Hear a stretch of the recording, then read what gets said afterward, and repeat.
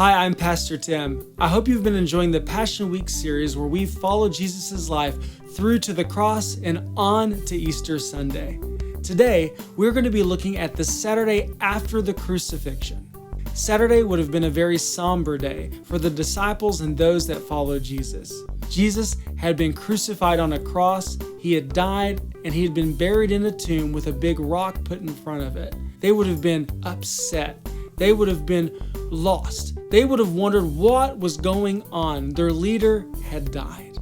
And they would have been probably in hiding in fear that they may be the next ones to have to lose their life. Now, we don't have a lot on record for what happened on that Saturday, but we do have a couple of things that the Bible mentions. One of those things was that the religious leaders were nervous. You see, Jesus had claimed he was going to be raised from the dead, and they did not want that to be happening. Now, they didn't think he was the Messiah, but they did think the disciples may go and try to steal Jesus' body from that tomb and then claim he had been raised from the dead. So the religious leaders went to Pontius Pilate and asked for guards to be put in front of the tomb. And Pontius Pilate granted that request. Another thing that the Bible mentioned is that it was the Sabbath. Saturday was a day of rest.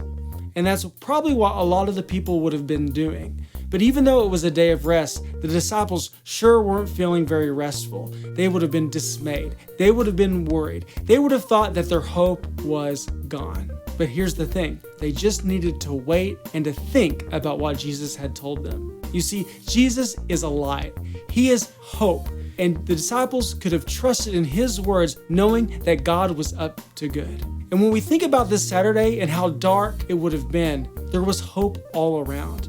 You see, Jesus was getting ready to do something amazing on Sunday, but the disciples had to trust that it was going to happen.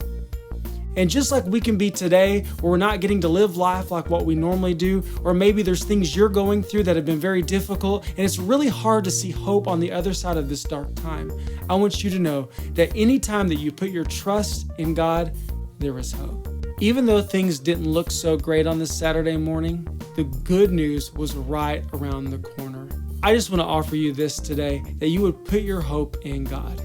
We don't have to necessarily know how things are going to happen or even how quickly things are going to happen, but we can be patient and trust in the Lord.